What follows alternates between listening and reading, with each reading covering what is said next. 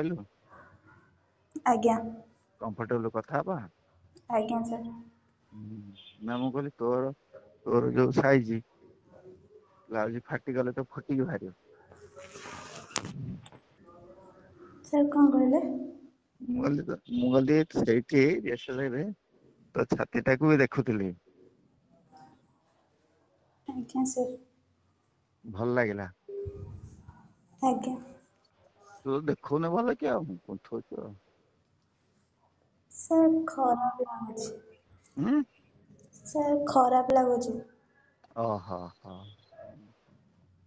ଆଉ ଆଜି ପରୀକ୍ଷା କେମିତି କଲୁ? ଆଜ୍ଞା ସାର୍। କାଲି ତ ଦେଖିଲି କାଲି ଦେଖିଲି ନା ଆଜି ଦେଖିଥିଲି? ସାର୍ କଣ? କାଲି ତତେ ଦେଖିଲିନି ବାଟରେ ଆମର ସେଠି ଯୋଉ ମରିସ ଜାଗାରେ। ହଁ ହଁ।